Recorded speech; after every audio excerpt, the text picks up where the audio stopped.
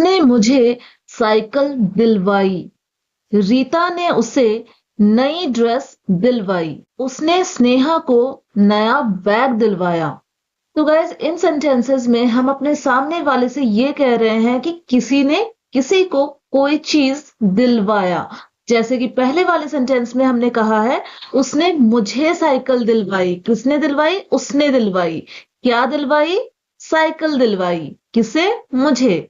ठीक है। Similarly second वाले सेंटेंस में हमने कहा है रीता ने उसे नई ड्रेस दिलवाई। तो रीता ने दिलवाई, किसको दिलवाई? उसे दिलवाई। क्या दिलवाई? नई ड्रेस दिलवाई। तो गाइज ऐसे सेंटेंसेस को इंग्लिश में कैसे बोलनी होती है आज की क्लास में हम सीखने वाले हैं। गाइज आगे बढ़ने से पहले कुछ और भी सेंटेंसेस हैं, चलिए देख लेते हैं। तुमने जो पैसे उधार लिए वो लौटा दो। उसने जो कहानी सुनाई वो मुझे याद है। जो किताब तुम पढ़ रहे हो वो मुझे दे दो।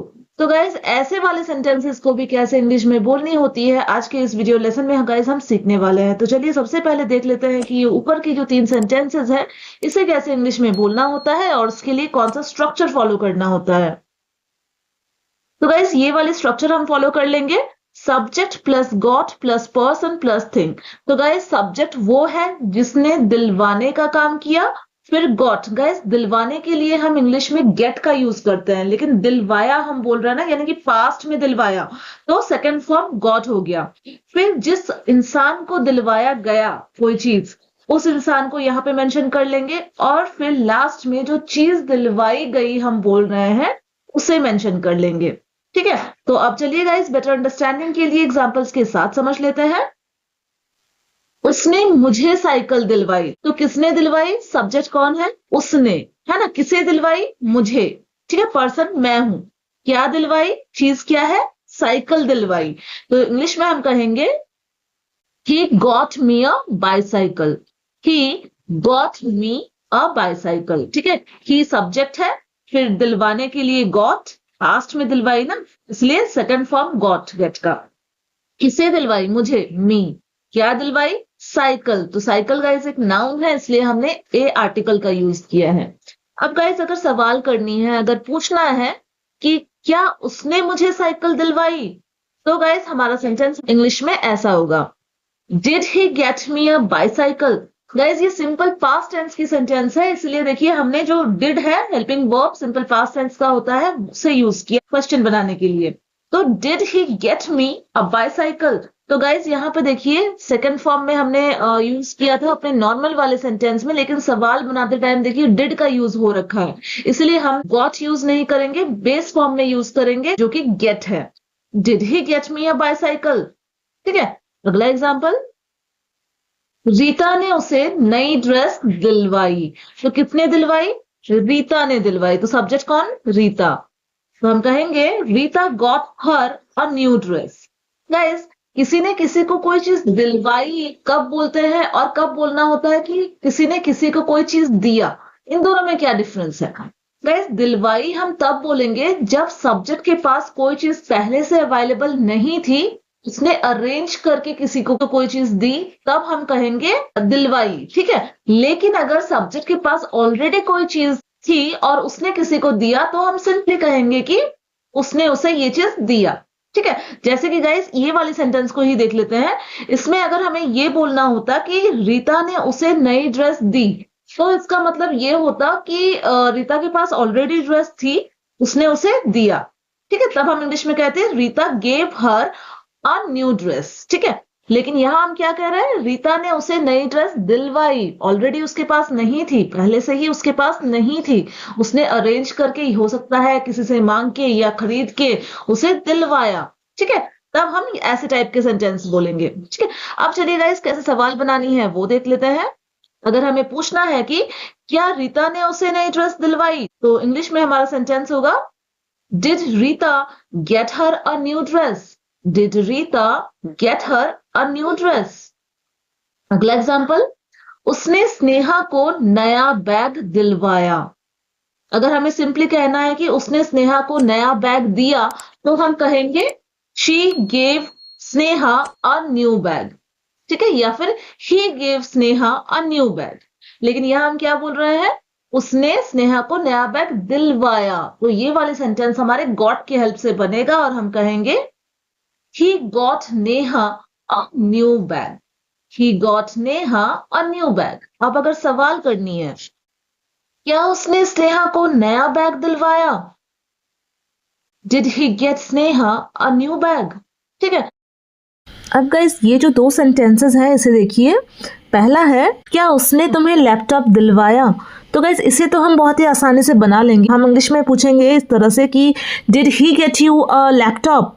ठीक है, लेकिन गाइस अगर हमारा सवाल हुआ कि उसने तुम्हें लैपटॉप क्यों दिलवाया, तो हम इसे कैसे बनाएंगे। तो गाइस यहाँ पे देखिए जो हमारा मेन सवाल है ना वो क्यों है। तो क्यों के लिए जो इंग्लिश वर्ड हम यूज करते हैं वो है वाई। तो हमारा ये वाला सेंटेंस वाई से बनेगा और हमारा सवाल होगा why did he get you a laptop. ठीक है। सिमिलरली जो नेक्स्ट वाला सेंटेंस है, क्या उसने रोहन को नई गाड़ी दिलवाई। तो इसे हम कुछ इस तरह से पूछेंगे इंग्लिश में, did he get Rohan a new car.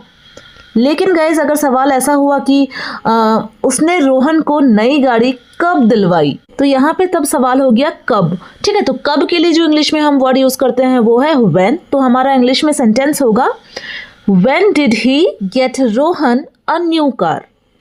तो गाइज आई होप आपको समझ में आ गई है ऐसे वाले सेंटेंसेस को कैसे बनानी होती है, राइट।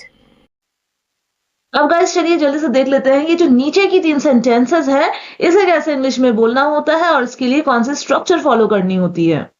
गाइस इन सेंटेंसेस में देखिए 2 क्लॉजेस का हमने यूज किया है। एक जो लग के बना है और दूसरा क्लॉज वो लग के बना है। जब हम इंग्लिश में अपनी सेंटेंस बनाएंगे तो वो वाला जो क्लॉज है उसे पहले लिखेंगे और दैट लगा के, दैट हम लगा रहे हैं जो के लिए, उसे हम बाद में लिखेंगे। लेकिन हिंदी में क्या था, जो वाला क्लॉज हमने पहले लिखा था और वो वाला बाद में। ठीक है, इस चीज को ध्यान रखनी है कि जब हम इंग्लिश में अपने सेंटेंस बनाएंगे वो वाला क्लॉज को पहले लिखना है और जो वाले क्लॉज को बाद में लिखना है। और गाइस जैसे कि हम जानते हैं कि जब हम 2 क्लॉजेस में बात करते हैं और दोनों का ही ऑब्जेक्ट सेम होता है, यानी कि जिस चीज के बारे में हम बात कर रहे हैं वो जब सेम होता है तो हम ऑब्जेक्ट को पहले वाले क्लॉज में ही मेंशन करते हैं, दूसरे वाले क्लॉज में मेंशन करने की जरूरत नहीं होती है। तो यहाँ पे भी जब हम हिंदी में अपना सेंटेंस बना रहे थे, जो वाला जहां पहले था वहां पे हम ऑब्जेक्ट यूज कर रहे थे, लेकिन जब हम इंग्लिश में अपनी सेंटेंस बनाएंगे तो वो वाला जो क्लॉज है उसे पहले मेंशन करना है, इसीलिए ऑब्जेक्ट जो है वो वाले क्लॉज में यूज होगा। तो चलिए आप एग्जांपल्स के साथ समझ लेते हैं। पहला एग्जांपल है तुमने जो पैसे उधार लिए वो लौटा दो। तो गाइस देखिए हिंदी में हमने जो लगा के जो सेंटेंस है, जो क्लॉज है उसे पहले बोला है, इसीलिए जो ऑब्जेक्ट है, ऑब्जेक्ट क्या है, क्या उधार लिए थे, पैसे ना। तो ये हमने जो के साथ मेंशन किया है और वो वाले सेंटेंस में हम उसी बारे में बात कर रहे हैं, लेकिन हमने मेंशन नहीं किया है। क्यों? क्योंकि हम तो उसी बारे में बात कर रहे हैं ना। सिमिलरली जब हम इंग्लिश में अपने सेंटेंस बनाएंगे तो जो वो वाला क्लॉज है उसको पहले मेंशन करेंगे और उसी के साथ हम ऑब्जेक्ट को मेंशन करेंगे। ठीक है, और जो लगा के हमारा क्लॉज है उसे हम दैट लगा के अपना बताएंगे। तो इस सेंटेंस को हम इंग्लिश में कहेंगे return the money that you borrowed. तो गाइस हमारा वो लग के जो क्लॉज है उसमें क्या बताया गया है, लौटा दो। हम सामने वाले को कोई चीज लौटाने की बात कर रहे हैं, यानी कि ऑर्डर दे रहे हैं कि ये एक्शन करो। तो रिटर्न, क्या रिटर्न करो, द मनी। ठीक है, यहाँ पे हमें उस चीज को मेंशन करनी है। तो return the money that you borrowed. Guys that हम लगा रहे हैं जो के लिए, और ये दैट जो है ये रिलेटिव प्रोनाउन है। ठीक है, ये दैट उसी पैसों को ही रेफर कर रहा है। ठीक है, तो return the money that you borrowed. तो गाइस जो लग के जो सेंटेंस है हमारा वो सिंपल पास्ट टेंस की है, इसलिए हमने यहाँ पे इंग्लिश में सिंपल पास्ट वाला स्ट्रक्चर को फॉलो किया है। गाइस हमारा जो इंग्लिश का सेंटेंस होगा ना वो डिपेंड करेगा हिंदी का जो सेंटेंस है वो किस टेंस में बना हुआ है। ठीक है, अगला एग्जाम्पल चलिए देखते हैं। तो गाइस नेक्स्ट एग्जाम्पल है उसने जो काम मुझे दिया था मैंने वो कर लिया है। तो गाइस देखिए जो वाला जो क्लॉज है उसे हिंदी में हमने पहले मेंशन किया है और वो वाला को बाद में मेंशन किया है।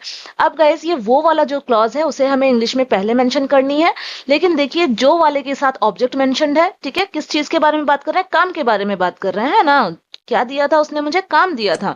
लेकिन जो वो वाला क्लॉज है उसमें हमने काम को मेंशन नहीं किया है, क्योंकि उसको हमने बाद में बोला है। लेकिन इंग्लिश में जब हम अपनी सेंटेंस बनाएंगे तो वो वाले क्लॉज के साथ ही हम अपना ऑब्जेक्ट को मेंशन करेंगे, यानी कि जो काम है उसे मेंशन करेंगे। ठीक है, तो इंग्लिश में हम कहेंगे I have done the work that he gave me. I have done the work that he gave me. तो गाइस यहाँ पे देखिए जो वो वाला हमारा क्लॉज है वो प्रेजेंट परफेक्ट टेंस में है, इसलिए इंग्लिश में हमने इसको प्रेजेंट परफेक्ट टेंस में बनाया है। और जो जो वाला क्लॉज है वो सिंपल पास्ट टेंस में है, इसलिए हमने इसे सिंपल पास्ट टेंस में बनाया है। I have done the work that he gave me. ठीक है, नेक्स्ट एग्जाम्पल, जो किताब तुम पढ़ रहे हो, अभी जो किताब तुम पढ़ रहे हो, मैं ये बोल रही हूँ राइट, वो मुझे दे दो। तो गाइज वो वाले पार्ट में हमने क्या बोला है, सामने वाले को कुछ करने के लिए, क्या करने के लिए, देने का एक्शन, मुझे दे दो। तो इसे हम पहले मेंशन करेंगे और क्या दे दो साथ में हम मेंशन कर लेंगे। ठीक है, यानी कि जो ऑब्जेक्ट है उसे साथ में मेंशन करेंगे। तो इंग्लिश में हम कहेंगे give me the book that you are reading, जो तुम पढ़ रहे हो। ठीक है, ये वाला देखिए जो पार्ट है ये प्रेजेंट कंटिन्यूअस टेंस में है, जो तुम पढ़ रहे हो ये बोला जा रहा है ना, इसलिए दैट यू आर रीडिंग। ठीक है, तो गाइस नेक्स्ट एग्जांपल देखते हैं। उसने जो कहानी सुनाई वो मुझे याद है, यानी कि पास्ट की हम बात कर रहे हैं। यहाँ पे पास्ट में उसने जो कहानी सुनाई वो मुझे याद है, ये हम प्रेजेंट में बोल रहे हैं, वो वाला जो क्लॉज है प्रेजेंट में बोल रहे हैं, और ये वाला जो पार्ट है ये हम पास्ट की कर रहे हैं। तो इंग्लिश में हम कहेंगे आई रिमेंबर द स्टोरी, क्या याद है, देखिए हमने इसी वाले क्लॉज में मेंशन किया है, I remember the story that he told, जो उसने सुनाई। ठीक है, दैट ही टोल्ड। तो गाइज आई होप आपको समझ में आ गई है कि ऐसे वाले सेंटेंसेस को कैसे इंग्लिश में बोलनी होती है, राइट। तो गाइज आप ये जो दो सेंटेंसेस आपको स्क्रीन पर दिख रही है, आकाश ने उसे नई गाड़ी दिलवाई और जो काम तुमने शुरू किया वो पूरा करो।